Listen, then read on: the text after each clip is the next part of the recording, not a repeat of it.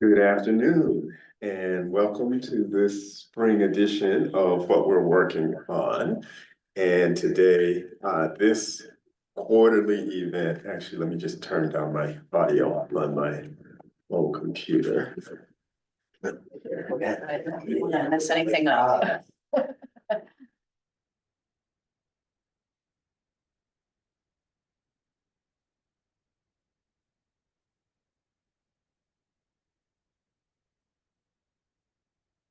Sorry about that. This is a quarterly event featuring faculty discussing their work. And today we have Luisa Bieri, who is Dean of Cooperative, International, and Community-Based Learning at Antioch, and Richard Kraince, who is Associate Professor of Cooperative and International Education.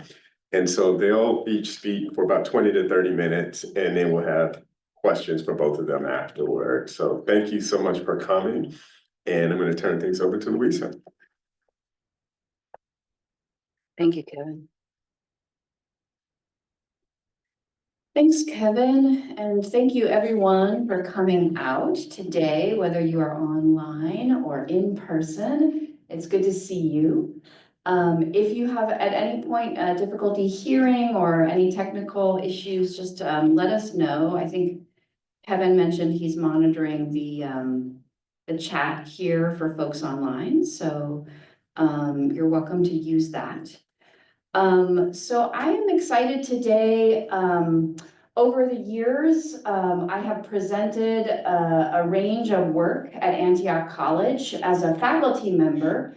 I joined the co-op faculty in 2015, and one of the areas of my background is in performance and performing arts. And so I have presented some of my own original work over in the Foundry Theater as a performer and a playwright. But this is an opportunity for me to share with all of you some of my scholarly work and a bit more about my scholarship as it relates to engaged global pedagogy, or experiential learning abroad, you could call it that as well. And so this is really influenced a lot by my experiences as a co-op faculty member over the last 10 years. It'll be 10 years in September. And I'm just thrilled that Kevin also has a few copies of this new anthology up here at the front of the room, in which this chapter that I'm going to speak about today is included. Just need to reshare slides. Thank you. So I'm going to just pause for a moment and reshare my slides that I have up in the room, but I want to make sure that folks on Zoom can also see the slides. Okay, if I turn some of the lights off? Sure. Oh, absolutely. Thank you, Don. That's a great suggestion.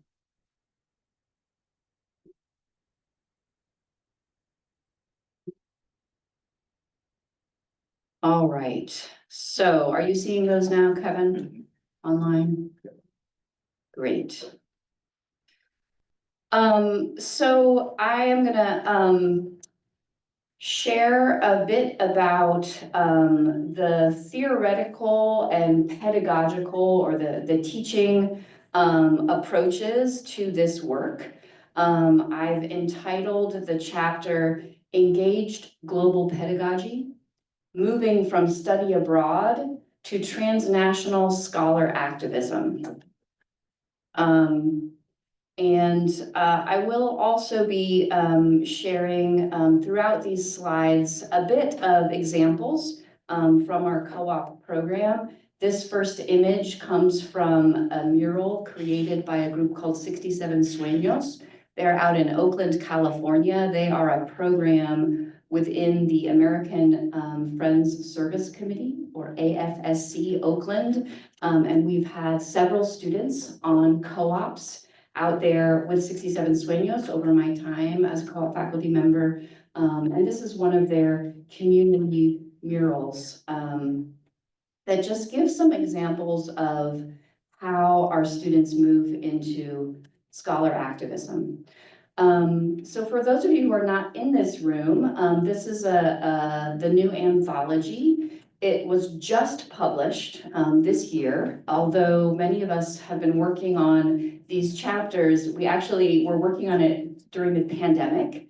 And then, as you all remember, things sort of shut down. Even the publishing world kind of paused for a little while, and we were then able to move through getting a publication contract with the University of Illinois Press. And it is edited by two of my colleagues at other Great Lakes Colleges Association schools, both in gender and sexuality studies, Dr. Isis Nusser and Barbara Shaw, both wonderful editors, and they've been great folks to work with over the years. And as you can see here, the title of the anthology is called Pedagogies of Interconnectedness, Feminist Queer Collaborative Transformations. And it's really an anthology for primarily for faculty members who are teaching in gender and women's studies departments. That is my graduate study degree in gender and women's studies.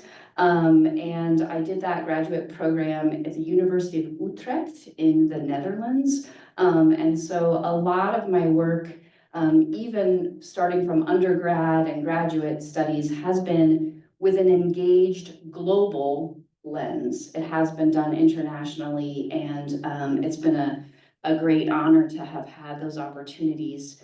And so I wanted to be able to share a little bit about what I've learned over these years and in teaching students, and all the things I've learned from students as we've sort of been diving into the co-op model here at Antioch. Let me see, I can move. We don't see that. You don't see that? Okay. So I just wanted to share, the anthology is pretty exciting to have now out in the world, and the foreword was written by a feminist scholar who I greatly admire. Her name is Anna Louise Keating, and she wrote the foreword, and I just wanted to share a small excerpt from it because I think it sort of captures the overall concept of the book and why we wanted to put this out there in the world, particularly at this time and in the United States today.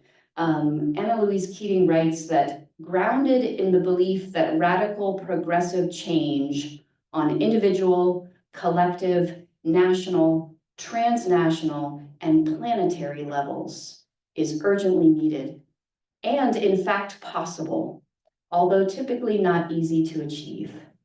This book series offers new pathways for transdisciplinary scholarship, drawing on post-oppositional tactics like intellectual humility, inclusivity, and mutual respect. This book is packed full of useful, experientially based learning and teaching practices, and demonstrates to us that transformative collaborations, whether inside or outside conventional university classrooms, are possible when we recognize and cultivate interconnectedness.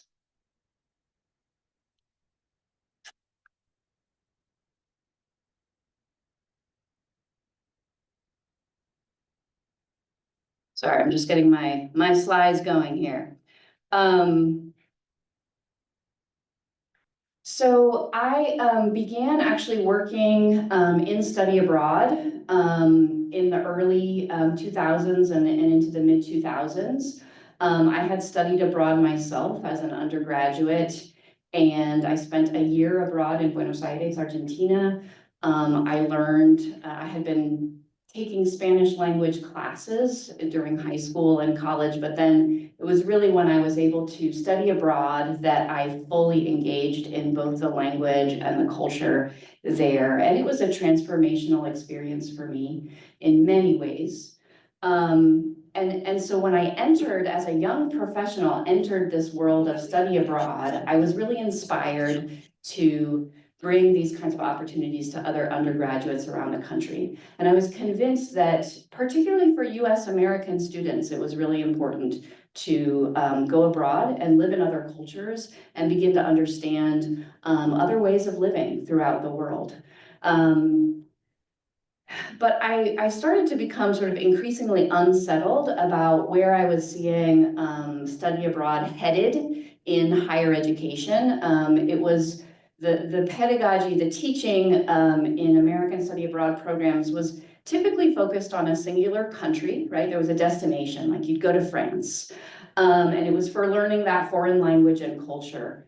The programs were increasingly very expensive and really offered to only an elite number of US American students, a very small segment of our general population, even of college students in the country. And there was kind of increasingly this sense that we were in some ways commodifying that foreign cultural experience for our students to consume.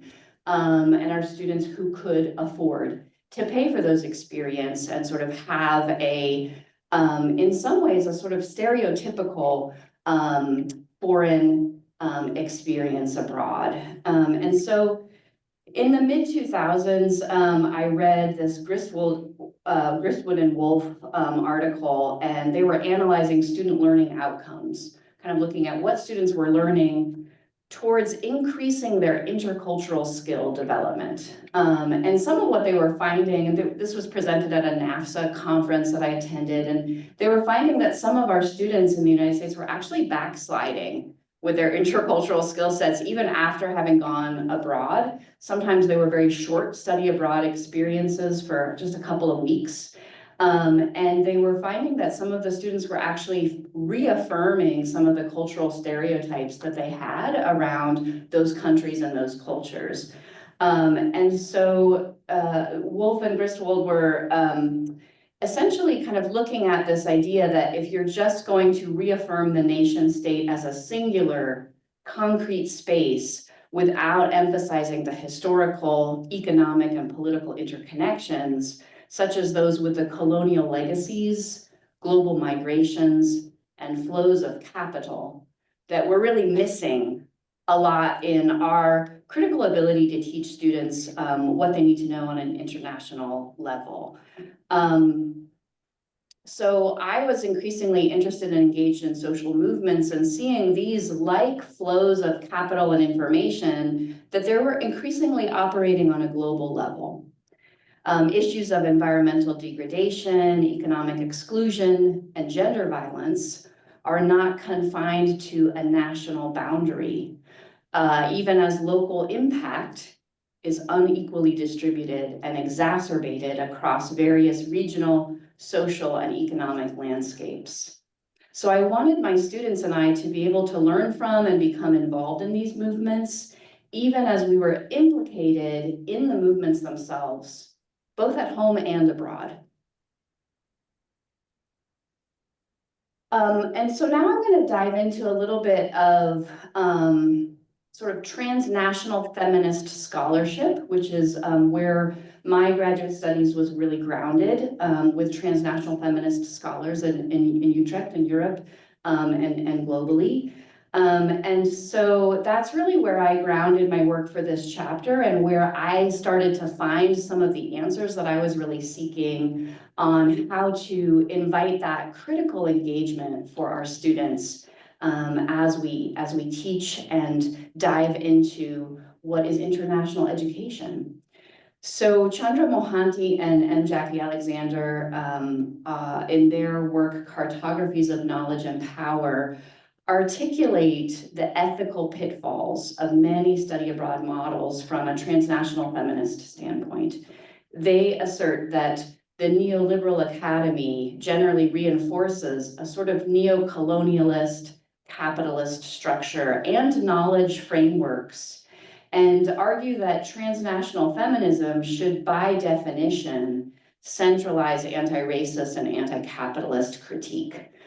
So Mohanty and Alexander were also inviting us to be wary of the kind of neoliberal narratives On the other side of the coin, from the kind of discrete one country destination, there's also a lot of narratives around sort of global citizenship, that, you know, we're all just part of this one great world. But they critique that narrative as often commodifying the notions of multiculturalism, making money off of those concepts.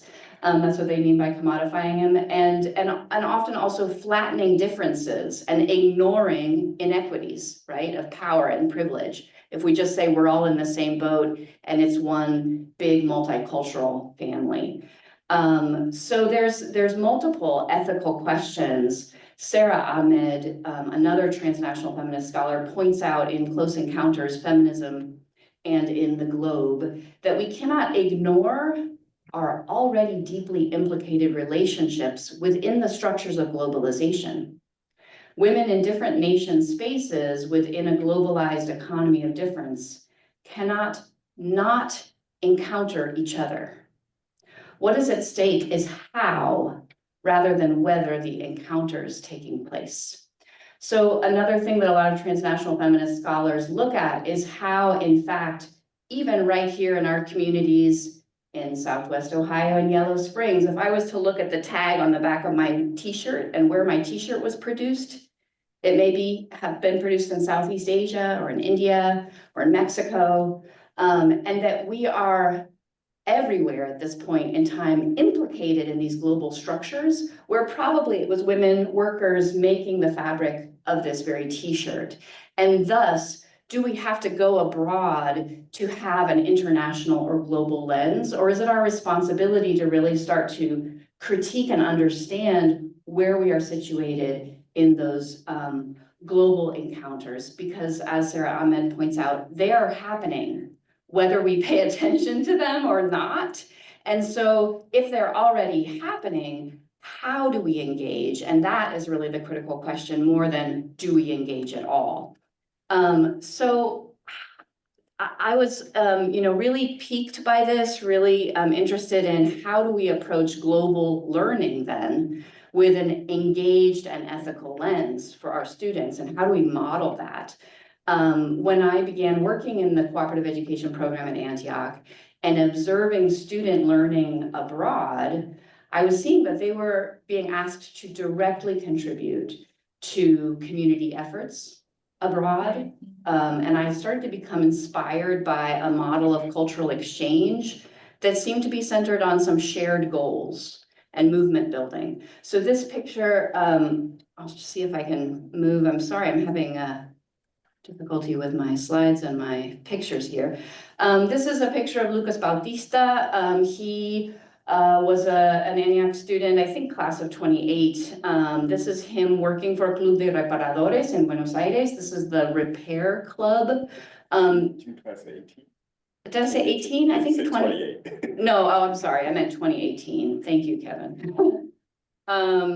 So this was a community-based effort where people, instead of just throwing items away, household items, everything from shoes to cell phones, you would take it to your local repair club, and they would set up these markets and fairs where people who had the expertise to fix things or sew them or weld them or make them repaired would be there, and they would help everything from appliances to others to get them fixed and back in your homes and back in use instead of just thrown away and thrown into the landfills. So it was an environmental program, but also one about community engagement. And Lucas had a really transformational co-op there. So this began me in a kind of deeper reflection on how we might develop transnational encounters through a feminist approach. And I describe them in this feminist approach to these encounters in this chapter as reflexive, reciprocal, and solidarity-based pedagogies. So I'm going to dive into each of those kind of three areas. And these were really modeled from a Chandra Mohanty article that I read that I'm going to go on and cite here. But so this first idea is the reflexive turn, reflexivity. It's a turn away from what Mohanty was coining as the typical model, which is as a tourist, feminist as tourist, traveler, when we often travel abroad, on first encounters and short encounters, that's often as a tourist. So feminist scholars really have rejected this notion that if we just move the teaching and learning space to an international location, they call it elsewhere, anywhere else, then that will automatically result in a pedagogical model that uproots colonial legacies of study abroad itself. So they reject that notion. And often what they are critiquing is that we see study abroad models that sort of reflect this feminist as tourist model. They emphasize travel as being this thrilling, exotic experience. And teaching and learning in those forms can often take on a primarily capitalist and consumer form. It is the structural and pedagogical result of what Mohanty says in her article on Western Eyes as an academy that fetishizes these elsewheres in the service of its own identity formation. So that's really strong critique.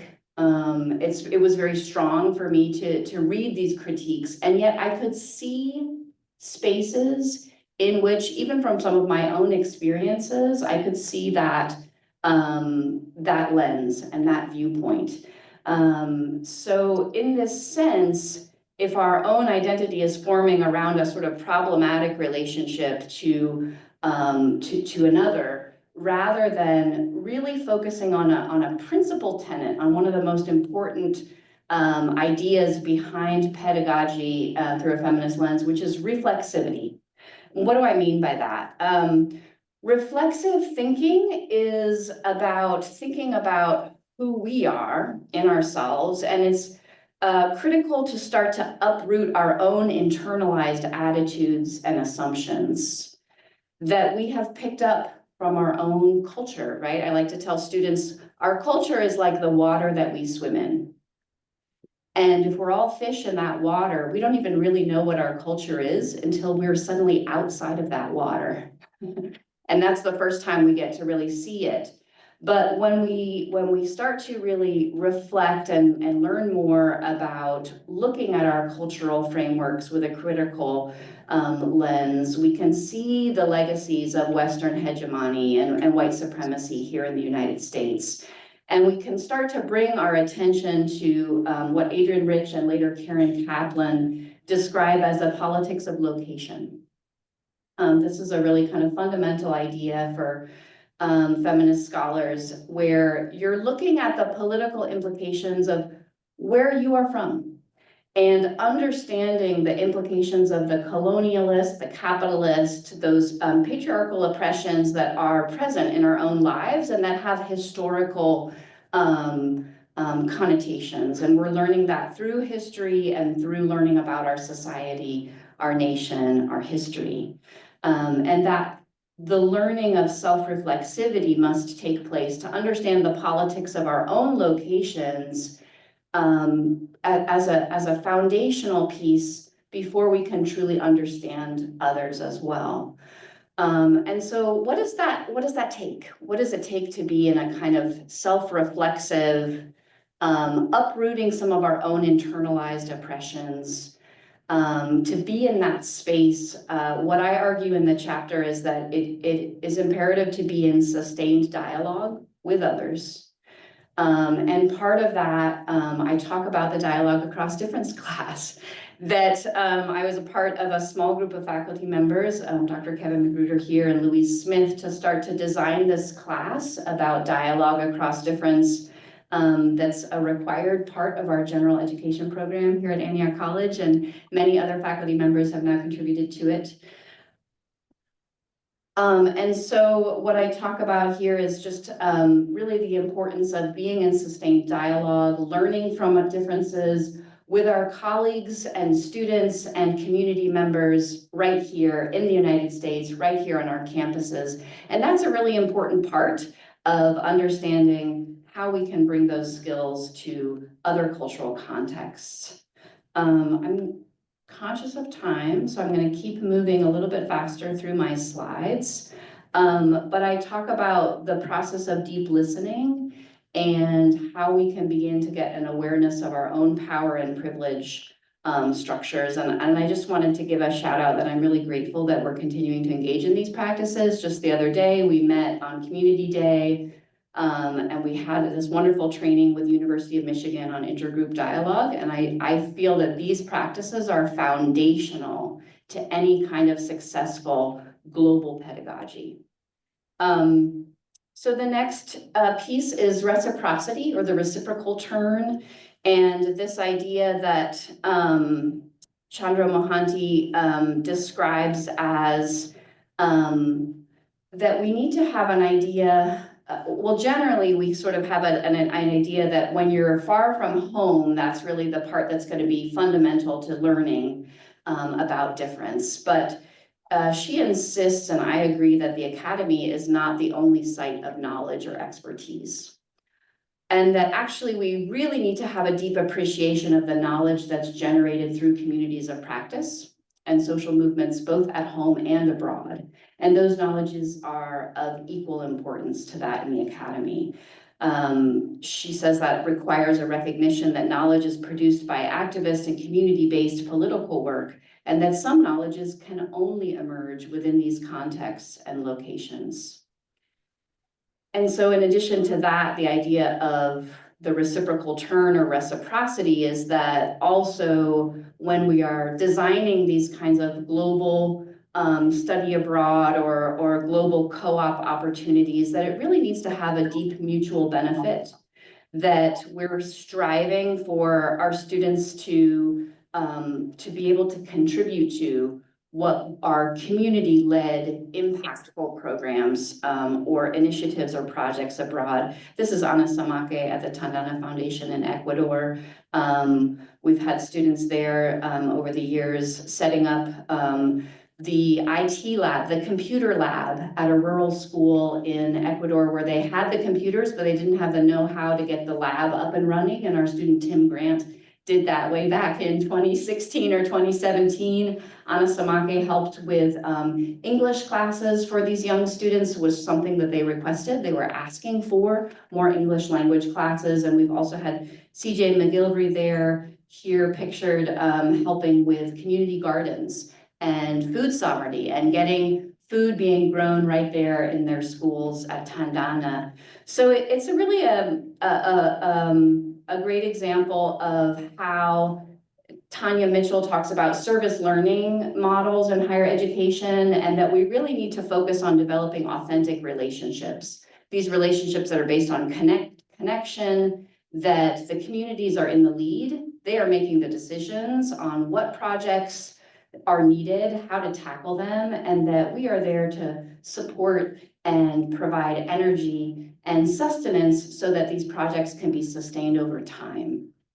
And that's really kind of the basis of an equitable, reciprocal relationship with study abroad partnerships.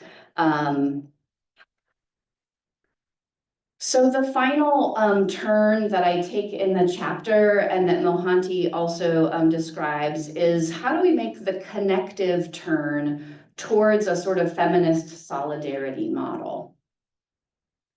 And so this model sort of stems out of both reflexive and reciprocal frameworks. It's not different than, it is in addition to, if that makes sense.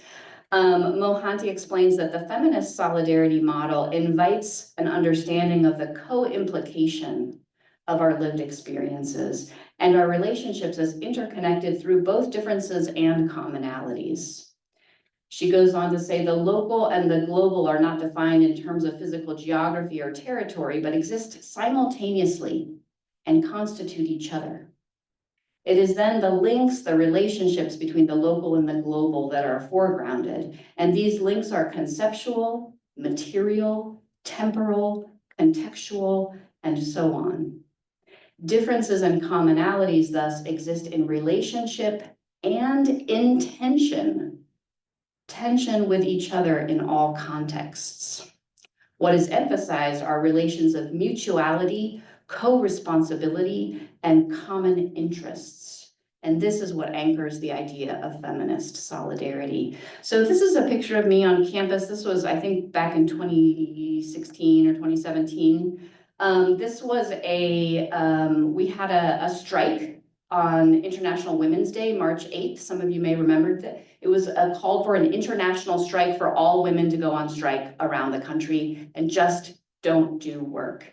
And see what happens when the world grinds to a halt because of the acknowledgement of women's work around the world that is done both in public spheres and a lot done in private spheres.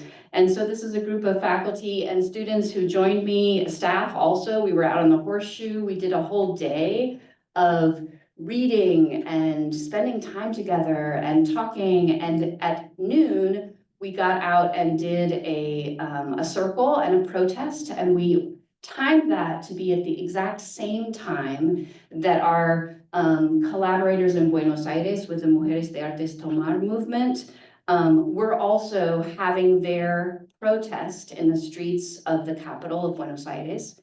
And so that was an example of a simultaneous protest happening in different cities around the world at the same time on the same day, and how we were all a part of that movement, no matter where we were. And there was a sense of solidarity building through those kinds of actions.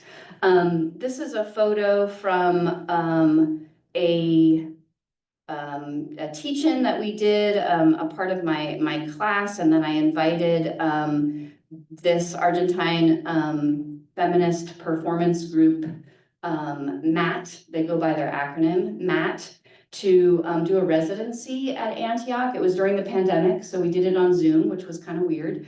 But we had all kinds of students and staff and faculty also participate in this. Their work is about eliminating gender-based violence around the world. And one of the things that we found is we broke down the barriers of Zoom. You can see in these pictures people's faces, and I just want to have you look at their faces and what kind of joy was happening through these flowers and workshops and songs that we were sharing. And this represents a good group of folks on campus, also alumni. I invited recent alumni who are living in different cities around the country, and also our wonderful facilitators from South America, from Argentina.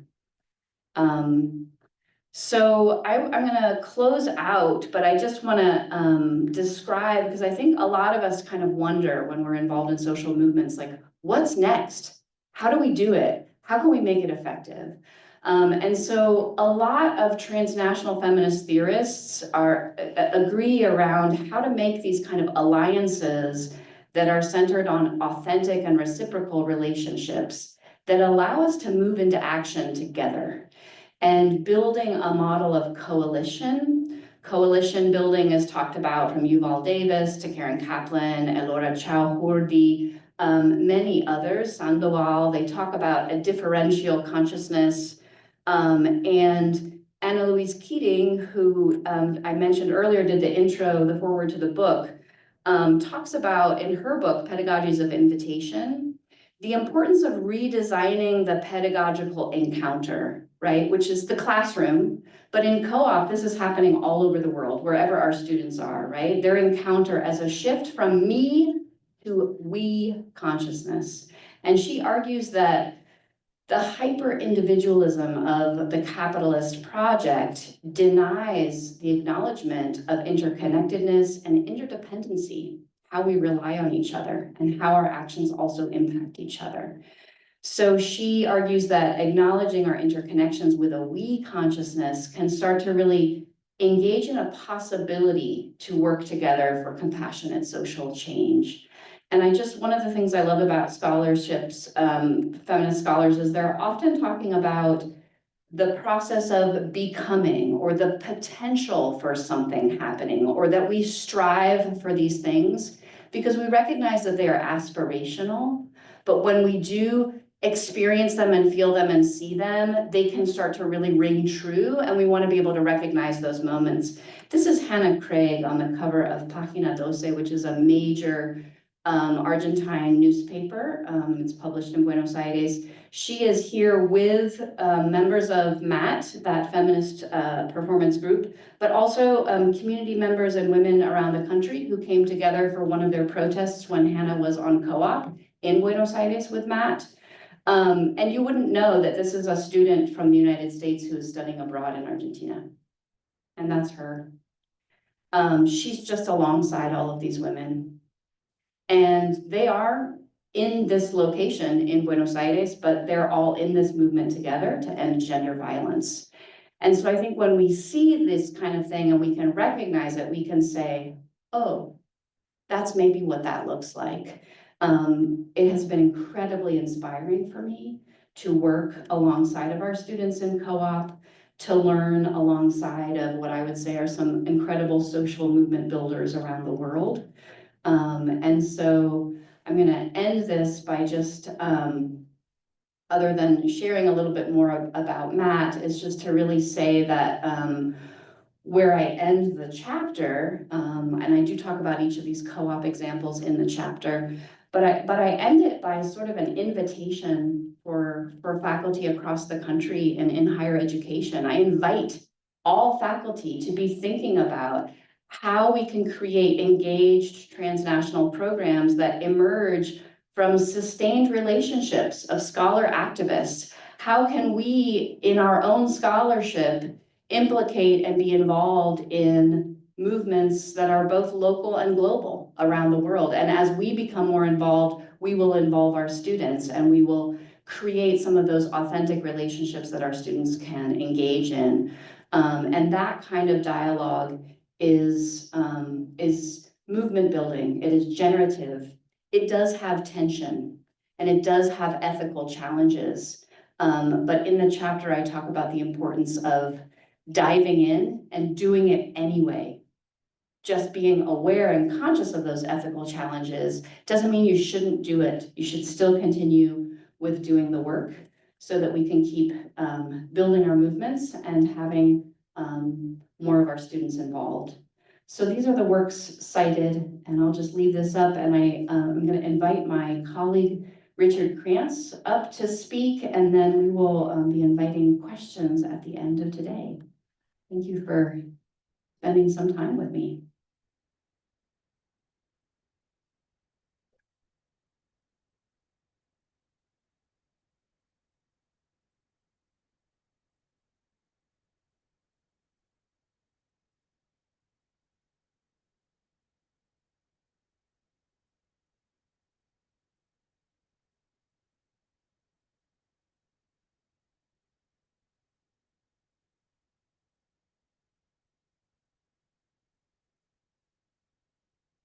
Thank you, Luisa. And thank you, Kevin, for organizing these panels. Don and others, thank you for coming. We are deeply appreciative that you're engaged with us and here. Do we have anyone else online besides Rahul? Is there more? There are 11 people. 11 people online. That's wonderful. So glad to hear that.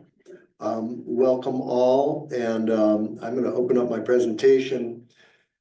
And today I am talking about my research in Southeast Asia. And I spent winter quarter away on a research project. I had a Fulbright this past year.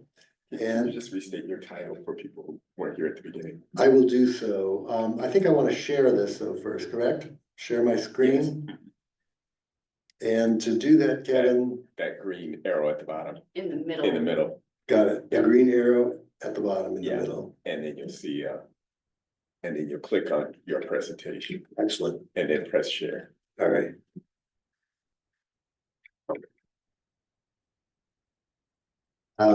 Okay, and now there's one more step, which is make this slideshow. A slideshow. Yeah. Okay. Yeah. Okay, I can't see it here, though. That's the only problem. Well, thank you. I will probably be looking back at the screen a bit, but my name is Richard Kraince. I'm a cooperative education faculty member. I've been at Antioch for 13 years, trying to live up to our alumni's expectations and former co-op faculty members' expectations and present co-op faculty members' expectations and colleagues' expectations about what co-op should be. Most importantly, current students' expectations about what co-op should be. And so we, in the big tent of co-op, have been, yes, that looks like, print. Yeah, okay. if it'll come, it should come. Oh, there's the mouse, and I press that, and I go to The one that you, yeah, that one. that one. Okay. It's not mirroring, I think is the problem, but I'll get by with it, it's okay. So ecological education and conservation culture in Southeast Asia is basically the name of my proposal that I submitted to the Fulbright program. And I am someone who's been working in Southeast Asia for 25 years or so. And have not had an opportunity to get back to Indonesia or Malaysia or Southern Thailand in basically the entire time I've been at Antioch for these past 13 years. I've been busy with the target areas where we've been teaching Spanish, French, Japanese, and so working on building international co-op relationships.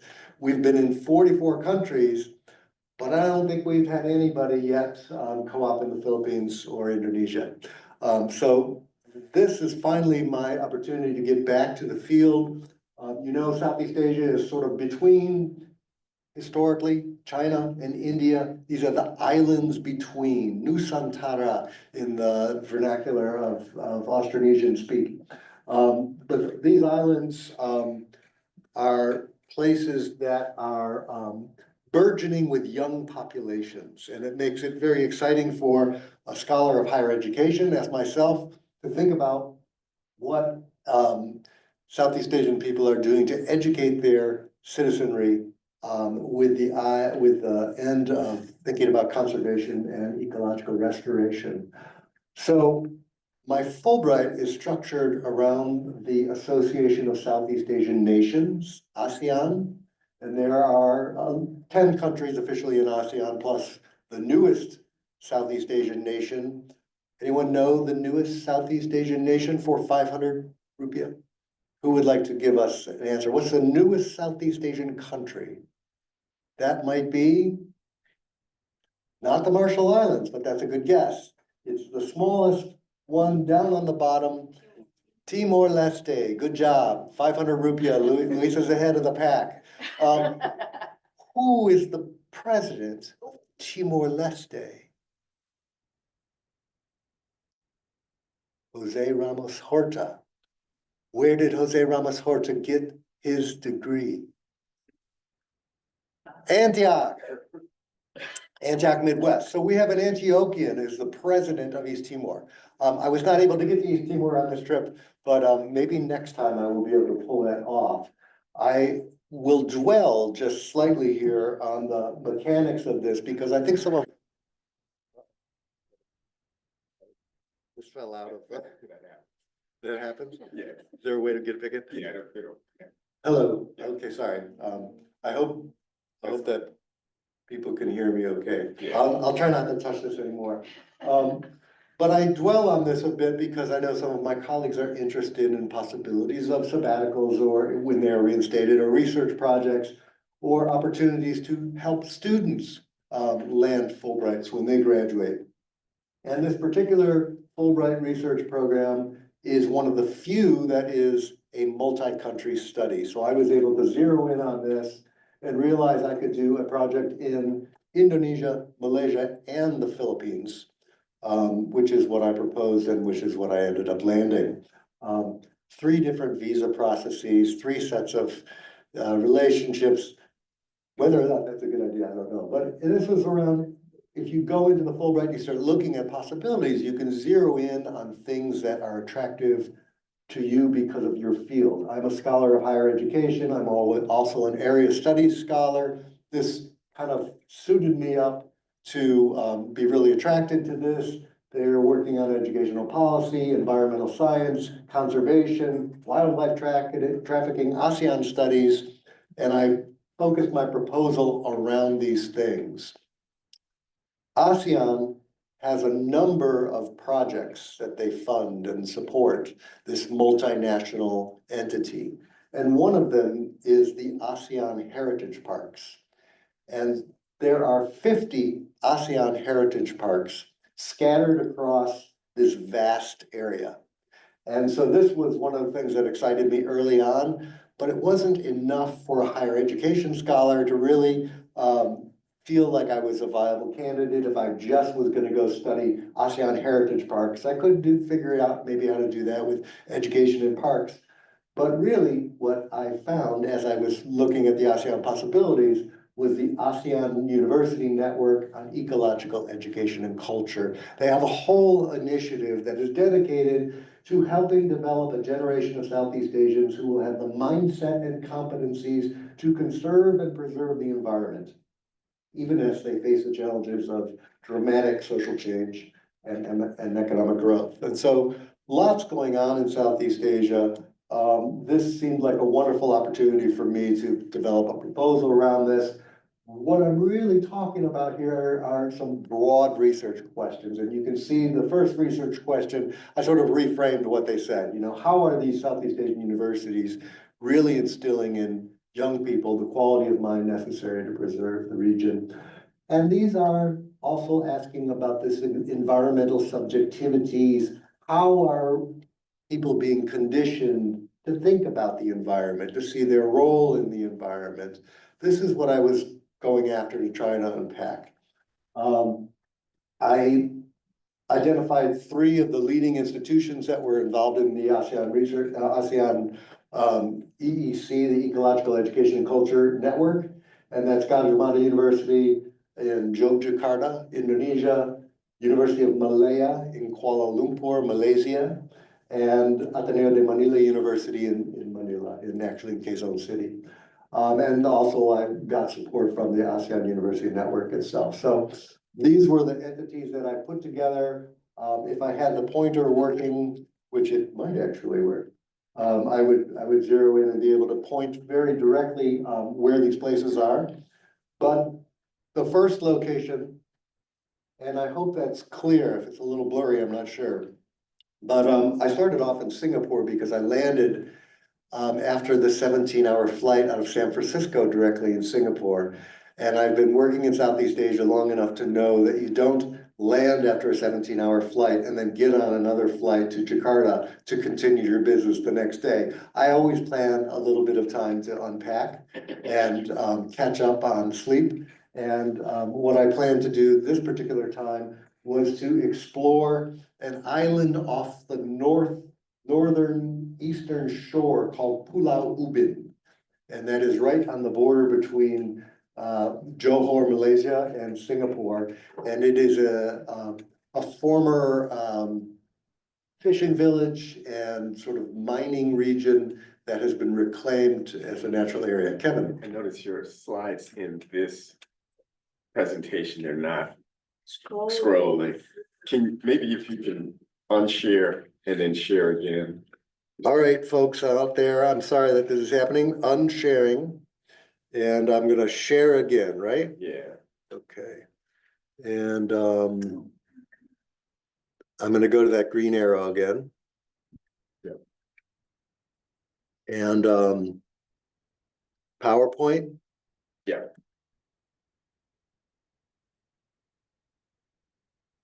Okay, now we see what you wrote. You got it. Okay, great. I still don't see it here. So Singapore, I started out at, can't get it to scroll here now. Let's see.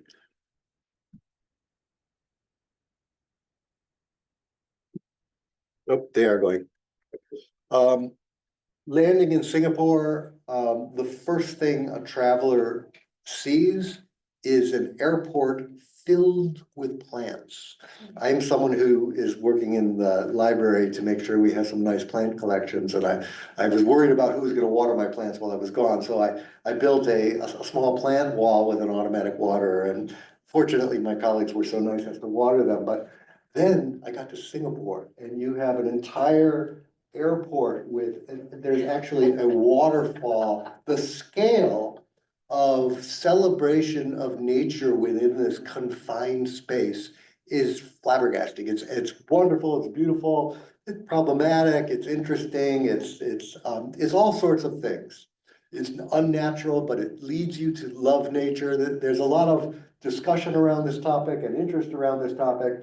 And I would just say Singapore, as you know, a very small city state with a lot of money, can afford to do things that has an impact on other travelers in the region.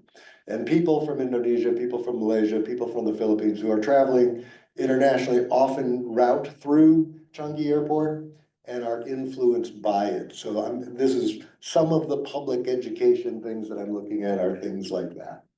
Pulau Ubin also has done a wonderful job of restoring some of its hornbill habitat, and they've got a wonderful hornbill community out there. There's cockatoos and a colony of otters, sea otters have moved in. And so actually Singapore has really got some beautiful wetlands. They're preserving a lot of spaces. They're making sure that their island is not just degraded, and they're doing it really rapidly. I don't know if any of you remember Charlotte Norman, one of our former students. She is now in grad school studying sea otters. So there's this connection. We were sending photos and things. Every time you see I go back to the map, it's because I'm switching countries now. So landed in Singapore, which is right up here. People can't see that online, but I then very quickly flew into Jakarta in Indonesia, where I was also stunned. Plant wall, another plant wall. This is like the theme of my trip. My plant wall is like about like this big, and I get to Jakarta, and they have all of, in the last 13 years since I've been there, the green spaces that have grown in the urban environment are just astounding and wonderful. So much progress and change in that city as it is in that whole country, actually. So my home there was the Faculty of Biology at Gadjah Mada University in Yogyakarta, the Sultanate of Yogyakarta, where I found really wonderful colleagues, warm embrace. I speak Indonesian language. I haven't been there for a long time, but it's very, it felt like a homecoming for me. I've spent a lot of time in Jogja in the past. It's a place where there is enthusiasm for orchids. They have an orchid specialist, Professor Endang Sunyarto. I am actually in a conference later tonight. This is what we're working on. One of the things I'm working on is my talk for later, which I'll be giving a talk on orchid conservation in Southeast Asia later tonight. But Professor Endang and I are thinking about publication efforts. This is one of my close colleagues now. She has an amazing laboratory filled with flasks propagating orchids. They're going out around Mount Merapi National Park, which is one of the heritage parks, and looking at places where there's been some level of devastation by not only the volcano, but also by encroachment of farming, and trying to preserve those orchid communities there. There's a lot of rare orchids in that particular community. So she's got all of her grad students doing amazing work around there. And has a beautiful greenhouse and wonderful people working in that greenhouse. And so as I'm talking about cultures of conservation, one of those cultures of conservation obviously is the culture of science. It's the people that work. It's like Kim Landsbergen, who's the tree specialist here.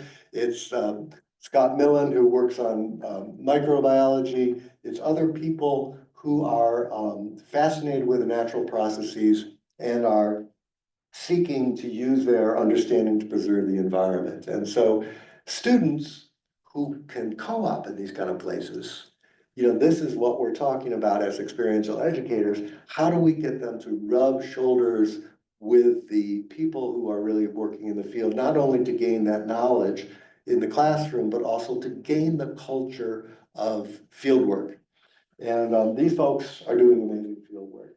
One of the things, I'll just leave there for 1 second, why I was so fortunate to be in Indonesia in this particular moment is I arrived like a week before their annual research day.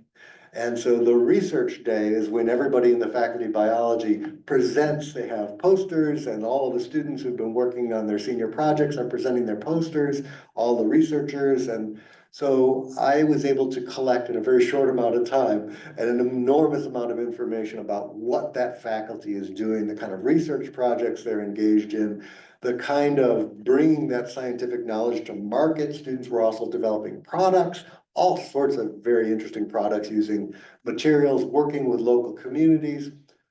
Amazing dynamic place.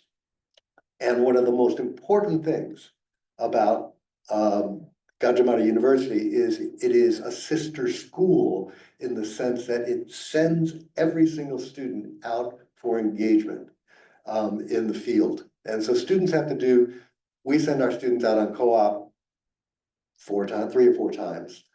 We also have our students working consistently on campus every quarter. In the old days, people had more co-ops, but we are a college that is committed to that kind of engagement. Gajah Mada is also deeply committed to community engagement. Every student has, before they graduate, has to go do a project out in some remote village in Indonesia. And they are operating in every single province of this huge country and in extremely remote places. And they do group projects, interventions, I shouldn't say interventions, but efforts to support local fisheries, local farm efforts. And so learning about the role of the university, one of the primary roles of the university in this social change around conservation is student action. And so they had a huge conference when I was there. There was all sorts of other things going on. But you know, all of the institutions I visited in Southeast Asia were very much informed and driven by the Sustainable Development Goals of the UN. And so one of those, if we can pick any one of them, but protect, restore, and promote sustainable use of terrestrial ecosystems, sustainably manage forests, combat desertification, and halt and reverse land degradation and halt biodiversity loss. These are the kind of things where the units that I was visiting in these 3 institutions were trying to calculate that impact and really documenting that impact. And so I was able to meet with students who were planning their particular projects. This was a small group of students, the leaders of a larger group, I should say, probably about 20 of them. Their project got funded. They were putting together their proposal to go to a small island off the coast of South Sulawesi and to be involved in a fishery, trying to figure out, great fisher people there, lots of resources, what to do with those resources, how to get them to market, can they make products from those resources, that kind of thing about sustainable fisheries is basically their project. They interviewed me as part of their proposal, so I would be like the foreign expert saying how good their project was. It was kind of a setup. But then that's the son of one of my friends, and so he quickly understood what to do, and they got funded. So he wrote me probably like 2 weeks ago or something like that to let me know. Another example of a project is right outside of Yogyakarta, out in one of the nearby villages, about an hour out. And this is a project that Gajah Mada University has been involved with. People would catch birds in this community and sell them as pets in the markets in Jogja as a way to make money. That is a very sad situation, but part of Javanese culture is keeping birds in cages because they like to hear them sing. Social change, efforts to deal with that, efforts to figure out how to preserve those populations. One of the things that they came up with is that to show villages that it's more lucrative to keep your birds and attract your birds, and then to attract birders to your village who will stay in your guest houses, eat at your restaurants, pay for guides, this particular village has come up with its own coffee, and there are several villages now that have been into this sustainable tourism kind of thing. So this was great, birds and coffee, two things that I'm attracted to myself. So we went out to Johnny Mulio with one of my friends, and they were also having this is a whole conservation conference built around and funded by the camera stores. They want to sell cameras to birders, and so they have these birding safaris, and they attract a lot of people. Gathering and hunting, barang is a Javanese word which means together. Hunting is actually pronounced hunting, and it means hunting means looking for birds with binoculars and cameras. It doesn't mean hunting them with guns. And so that is just a false false cognate there. But yes, this is, you can see Sony, Canon, Fujifilm. I got to try out all these great cameras, all these great birding cameras. And these are a couple of my, one of my very close friends, Elise Zuliati, who was my research assistant when I was a PhD student doing research in Indonesia back in 1998. And eventually did a master's at Ohio University and then went on for a PhD in Australia. She is now teaching at Ahmad Dahlan University and is an avid, she's a media journalism professor and a birder and a photographer. And so that's some of the stuff that I was doing, was getting out, seeing how people use those tools and really create that awareness of looking at birds, appreciating wildlife, falling in love with nature, and figuring out how that happens. How am I doing on time, Kevin? Be about 5 more minutes. About 5 more minutes, and so we've got 2 more countries. And so went off planting trees in with the brand new Islamic University in Jakarta, outskirts of Jakarta. Something that I would come back and say is that Indonesia is doing really well in terms of investing in its youth, building new institutions, creating new programs. They have a master's degree in climate change at this particular institution. And it's only actually, it's been around for about 7 years, but they broke ground and built this institution about 2 years ago. And so they're just getting trees in now and places like that. It's a former agricultural area, but it was owned by like the television station. So they were able to get control of it. So big ambitious projects. I spent 6 weeks in Indonesia, dealt with the rainy season there, and tried my best to get out as much as I could. Lots of rain.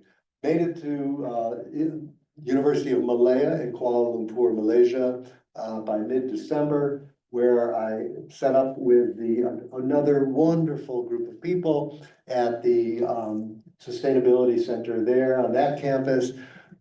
Significant efforts being made. They have a beautiful botanical garden called Rimba Ilmu, which is the garden of knowledge, very poetic.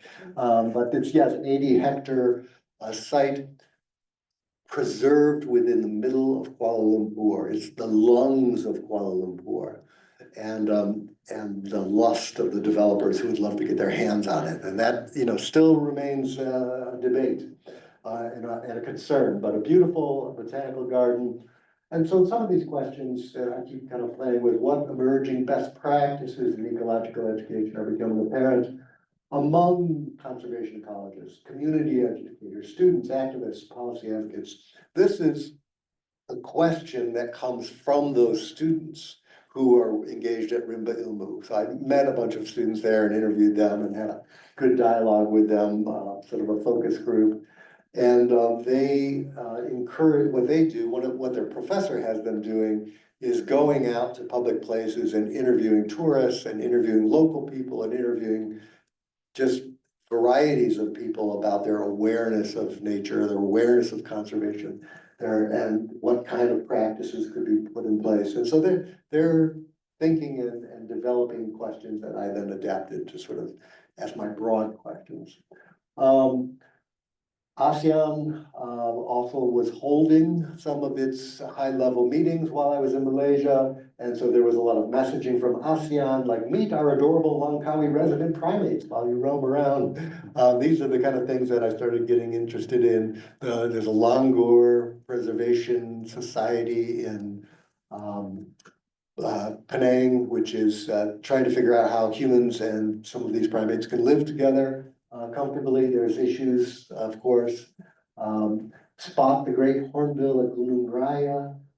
I actually climbed Gunung Raya and did spot that hornbill. It's such an amazing thing, and you hear it before you see it because the wind is a hugely powerful bird, and it looks like it can't even fly. So its wings are like, you hear this thing up, and it's really dramatic. And I got to the top. I had like 1% left on my battery. I was able to film it fleeting into the forest, and then my battery on my phone died, and I was not able to get a taxi out of there. I had to hitchhike, and so thank goodness for a couple of Russians who picked me up and got me back. It was about 10-15 miles back. Interesting geoforest park. This is sort of a weird, Hollywood sign in this sort of protected area, but lots of otters, lots of birds, lots of beautiful things in Malaysia. I quickly learned that I had to spend a lot of time in Langkawi because the rest of Malaysia was raining still, and the islands up on that Andaman coast coming down to the Straits settlements, they were already in the dry season, or they're past the rainy season. So I went back to Langkawi a few times, Penang and Langkawi, so had some really nice experiences there, and a lot more I could say about mangrove protection and things.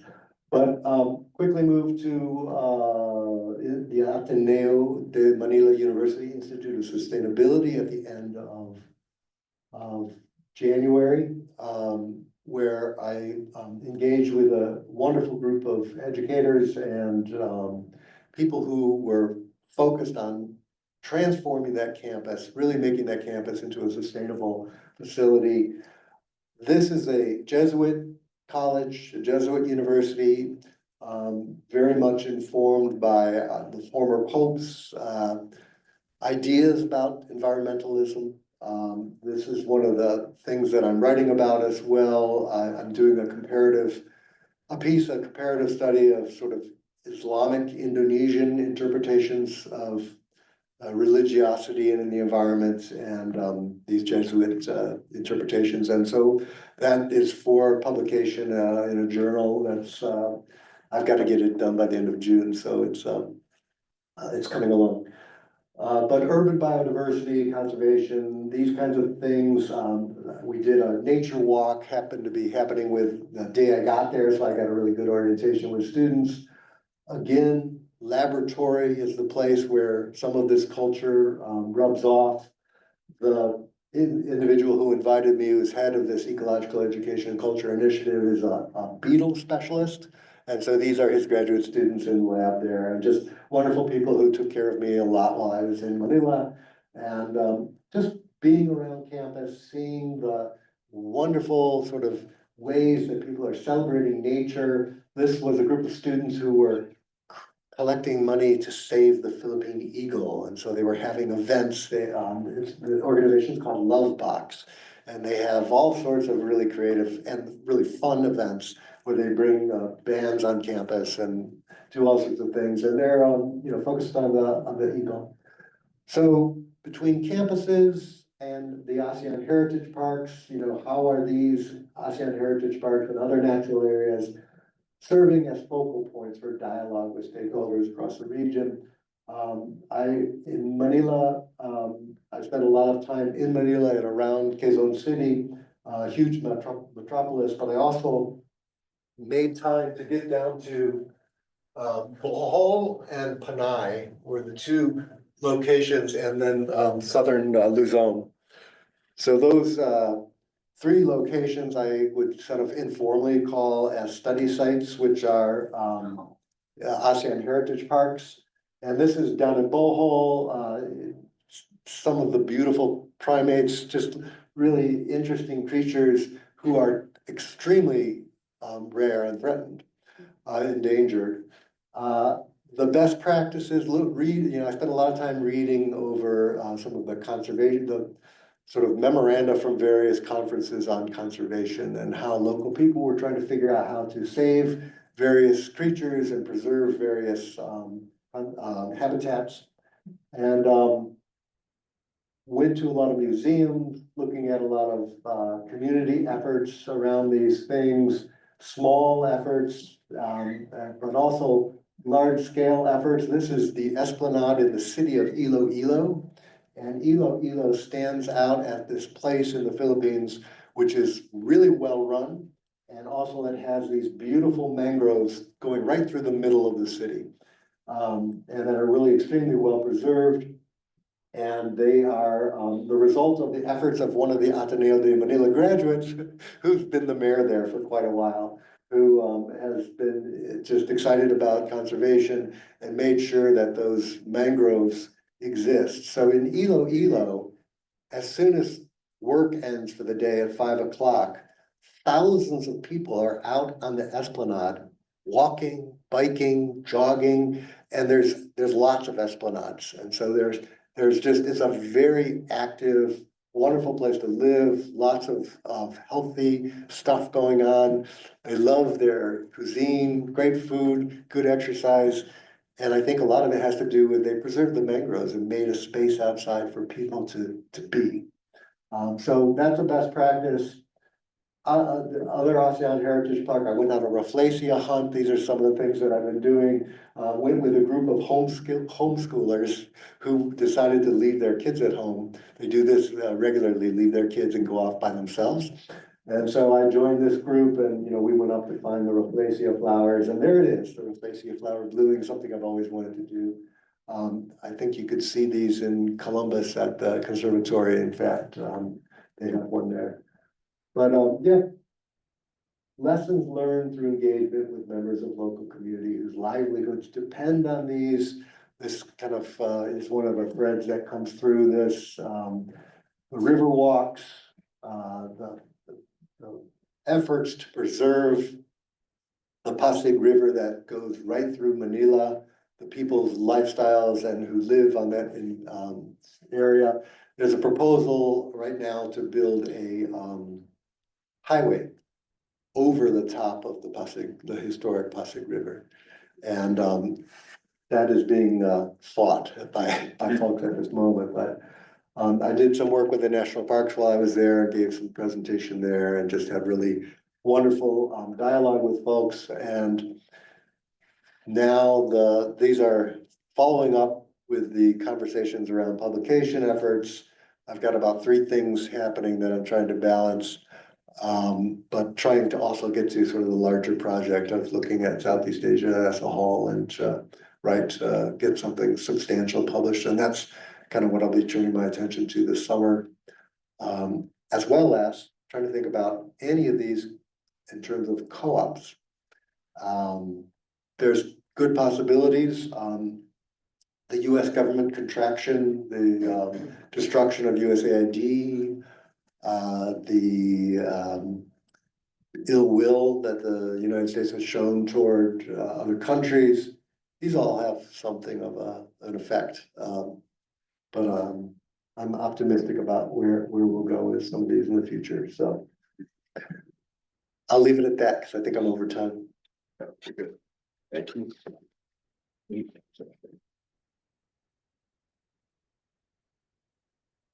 Thanks, Rick. And so now we will shift to questions. I guess Luisa and Rick, if you could come up here, we've got a wireless mic.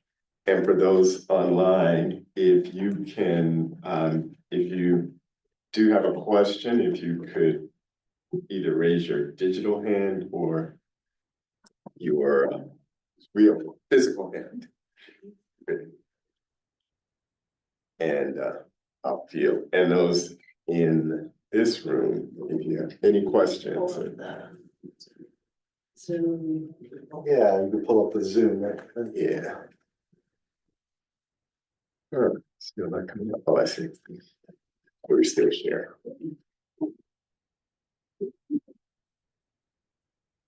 I have Okay, let me bring the mic.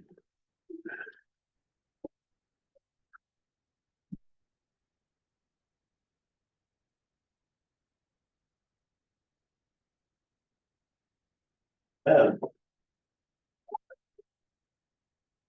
you mentioned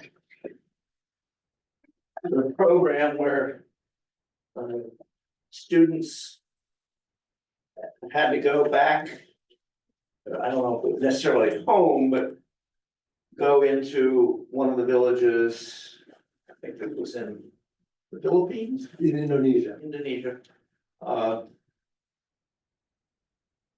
And you had mentioned this earlier before you left. One of the places you were gonna investigate. Can you say a little bit more about, is that unique or is that standard? And where the idea come from? Does it seem to have popularity or is it just off? Thank you for that question, Don. There is a national service requirement in each of these three countries, but they're articulated differently at different institutions. And so Gajah Mada University is one that has been the flagship for this idea and stakes its reputation on it, and in fact had a huge 5-day conference on it, showcasing all of the work that those students do in so many places. I had several meetings with the people that run that office, the community engagement office. They have an exhibit at the museum that happened to be going on right now, aligned around the UN development goals and the impact of this community engagement on those goals. So showcasing so much student effort that has gone into that over the decades. Gajah Mada is extremely proud. It is part of their character. It is a national force. I think that there's some criticism internally.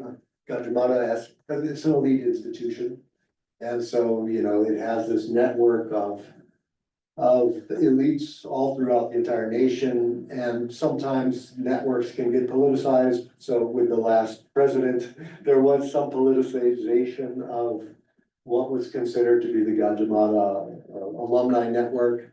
And so there was some criticism of, students and that ongoing effort, but by and large, I think it's been hugely successful and important form of or expression of this national goal. Thank you, Kevin. Can I follow up? That Great. in They won't- decades, They you won't said hear you you. had? Wait. Then you can hear you. You say that the required service project or whatever is in all three of the countries you went to, and this has been going on for decades. That's correct. And where did that first come from? It doesn't sound like a European university model. Well, that's probably true. I mean, I think it comes from the decolonization movement. I think it comes from an idea that institutions of higher learning can't be ivory towers, that the money they spend has to have an impact. And so I think, from that decolonization literature, there were people, if you go to the museum at Gajah Mada University, you can see that some of the thinkers behind this effort and some of their particular leanings. The non-aligned movement was based in Bandung. There were a lot of people in that non-aligned movement who shared ideas. And I think, they were influenced by Cuba. Cuba's effort to educate people in the medical field and send them all over the world was something that there was a relationship between Gajah Mada and Cuban University at that time. There were efforts to try to develop appropriate technologies that were not something to be bought through World Bank monies. And so I think this is an expression that has been that has come out in different ways at different times, but it continues to be this element of we can do this ourselves and that we can teach our students and help our students not become greedy elites. So We've got a question from Brian Norman. Brian?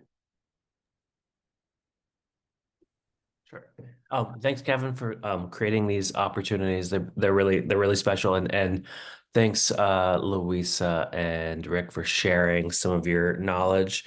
One of the things that I appreciate about both of you is your own commitment to the experiential learning model that we expect of our students, and you practice that as scholars. So I'd love to hear some lessons learned in the process of sharing your knowledge. Like, Luisa, any lessons from sharing this knowledge when you were in Cairo earlier today or this year? Or Rick, any lessons learned from taking the OPI or trying to find a way home when you thought maybe the government funding was going to defund the Fulbright program and you had to find your way home? These are experiences that I think our students also experience, and I'd love to hear your reflections. Sure, thanks for the question, Brian. I think, yeah, I presented about this work in a couple of different conferences internationally, organized through the GLCA and the GLAA, which is the Global Liberal Arts Alliance. I'm remembering presenting in Jeddah, Saudi Arabia, at EFAT University, which is it is now co-ed, but it was the first women's university in Saudi Arabia. And presenting to colleagues from international universities, but also colleges here in the US and then the Midwest. And I think one of the things I hear often is people's admiration for our flexibility at Antioch to be able to design and build partnerships and opportunities for our students on such a small scale and in really flexible ways, in ways that we can adapt to our students' specific goals and interests. And so that's a strength. I've always seen that as a strength at Antioch. It's due to our small size, but it keeps us very nimble and responsive to our students' needs and interests. I think in terms of lessons learned, increasingly, I think there has been actually still a lot of momentum around US American students going abroad. I'm thinking right now of Northeastern University sends an entire cohort of their first year class to Rome to spend their first year in Rome because they don't have the dorm space in Boston to have their first years in Boston. And you know, these are hundreds and hundreds of students that are in Rome having a blast, and they're learning a lot, I'm sure, from the faculty there. But I don't know if they know any Italian, if they learn anything, not just about, right, the Roman civilization, ancient history, but you know, what was Italy's role in the colonization of the continent of Africa, for example? These are topics that, you know, you have to really dig deep to find people who are really motivated and interested in uncovering some of that work and getting students to think in those ways. Global migrations, the huge migrations that have been happening across the Mediterranean from North Africa into Italy as an entryway into Europe. You know, the fortress Europe idea, Europe was putting up incredible amount of immigration barriers and has in some ways been a model for the US. So there's a lot of examples out there that I think universities are making a lot of money off of those programs. They are seen as wildly successful, and to some extent they are. Those students are getting incredible opportunities to be abroad as a young person, and probably they start to get inspired to want to do more. And as they do more international engagement, I think, and I hope that they start to get engaged with all kinds of things happening around the world that make the US maybe less relevant or less centered in their experience. So I'm in favor of all of that kind of international exposure. I just think that it's, as I talk to people and faculty in the US, people sometimes I think are too timid in their teaching to expose some of those tensions and some of the conflicts and some of the topics that may feel more controversial. But it's so important that our students do get exposed to those different ideas and just begin to interrogate, again, some of their own positions. So I think part of my chapter was just wanting, and I've had encouragement from other faculty I've talked to about, wanting to just encourage all of us to take those risks in our teaching. Rick, I'll turn it over to you. That's a great question, Brian. It makes me think about our communities of practice and that we encourage our students to engage. Sometimes that's, a community of sculptors, or it's the community of biologists who work on orchids, or whatever it is. But it's also the community, for me, one of my communities of practice are the people who focus on Southeast Asia, people who focus on Indonesia, and speak those languages, who read those literatures, who know scholars and others, and activists, nonprofit workers, and know what's going on in those places. And for me, that community of practice it's very clear to me that that is a source of support that I have in the world. So if I, ran out of funding in Manila, as I did for a moment, or if I, went to Rome and got robbed, I would turn to my community of practice. And this is one of the reasons why we encourage students to really invest in those communities of practice. I would go to the Indonesian student organization at whatever university happened to be in Rome that I was by. And I would contact them, and I know that they would help. I would probably have a place to sleep and probably have to leave until I was able to recover my credit card or whatever it was. So communities of practice are where it's at, I think. I totally agree with that, Rick. And I think one of the things, I actually didn't know if this book would be published. I just want to point out, so as one of my communities of practice within gender studies faculty, gender studies departments are being shut down right now. They're under attack. Women's studies departments are being asked to not even use the word women or women's because somehow that's seen as controversial or political. And so it's pretty shocking to see where we are right now, with where I was, 20 years ago with my graduate studies, gender studies community of practice, who are transnational feminist scholars, and that we've actually done in some ways so much backsliding. But I think it's a good reminder for Rick and I when we go abroad. Other countries and the universities and colleges there, they're looking to the United Nations. They're looking to, those global commitments, both in policy and practices. And I think we have increasingly become distant from that in the United States. And it's really inspiring when you do get to travel, engage with folks abroad, and you remember that there are international communities who are committed to this kind of work, and they often do so, on a global scale, such as with the United Nations. Luisa, can you talk a little bit about how the book came together? Because it sounded like you were working with a group with a project before you had a publisher. Sure. So when I joined the faculty at Antioch in 2015, there was an active group of gender studies faculty at the GLCA, at the Great Lakes Colleges Association. They had some support. There was a small amount of funding from the GLCA to support this faculty group.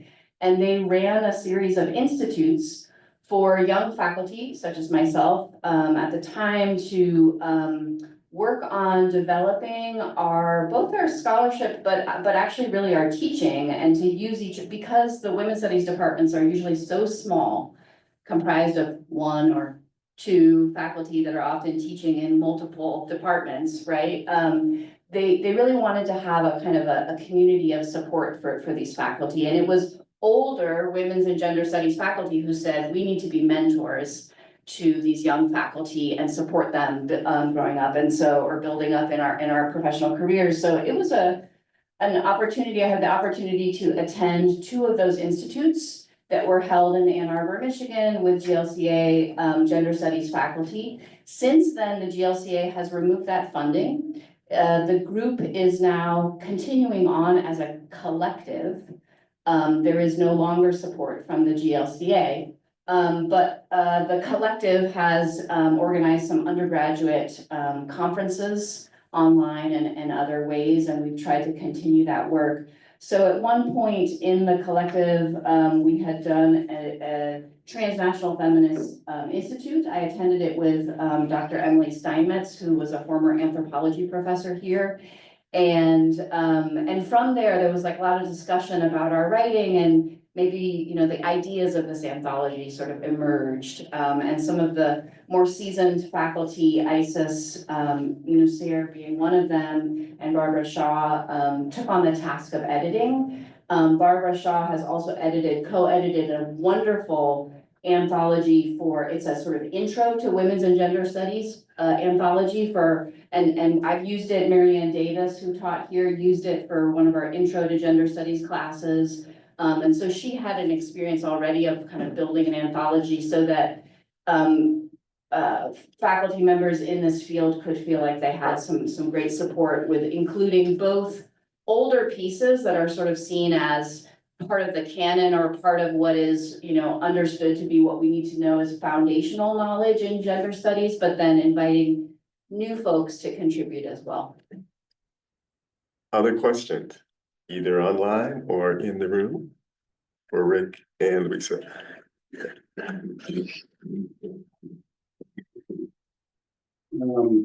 Just one little factoid for Rick, that you can add to your talks about, Jose, Wallace,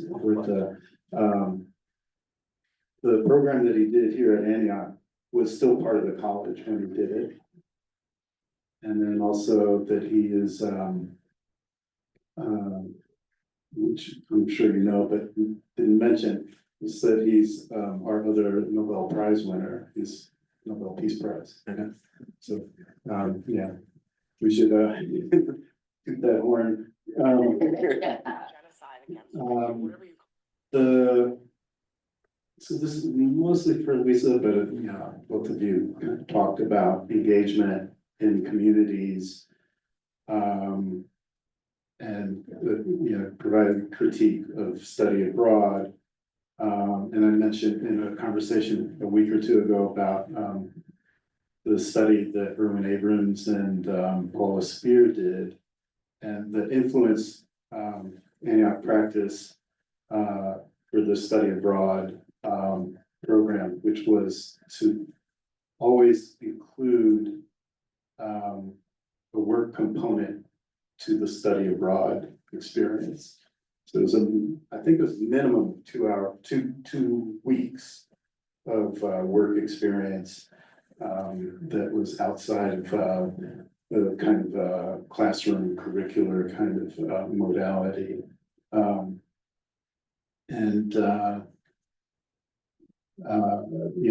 Lisa, what you were saying about these study abroad programs, the one that is kind of most egregious to me was one that I read about quite a while ago, NYU's program in Ghana, where they essentially built an NYU dorm that their students could retreat to, complete with a swimming pool and gym and all the air conditioning and all, the food services and all those things and they were charging like $40,000 per term for that experience. So it was quite lucrative. Comments? And I'm sure there were photo opportunities included in there as well.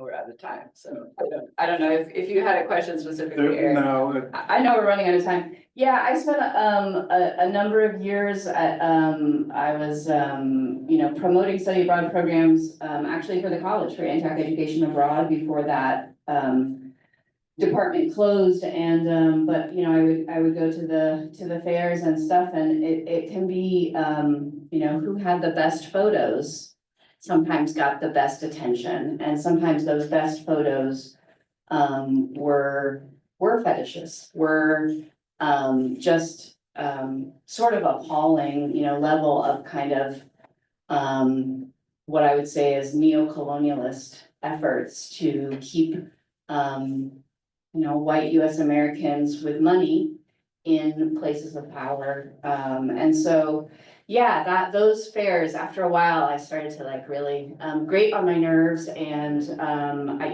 didn't experience that with the Antioch programs that I was promoting and working with, but I think these ethical questions, it's just important to stay engaged with them. And I think our instinct often is when something is uncomfortable to kind of retreat from it, right? And not take it on or have those conversations. And so this was just sort of my effort to say, let's keep the conversations and the dialogue open, because those folks abroad and those partners, they definitely have opinions and thoughts and ideas of what we're doing and what can happen. And so be in dialogue. Thank you all for coming today, and happy to chat further offline. Thank you, Kevin, for organizing. Thank you, Luisa Bieri and Richard Kraince, and we have copies of the book. If they are purchased today, they'll be in the library. And thank you all for attending. Take care.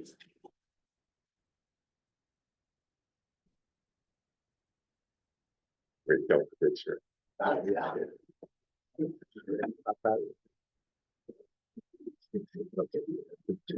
You're putting the mics away and stuff? Log out too. Okay. Oh, yeah, that's what I see. I always Yeah. forget this, but I do want to Okay. log out just of the. Yeah. Well, and- Thank you for coming.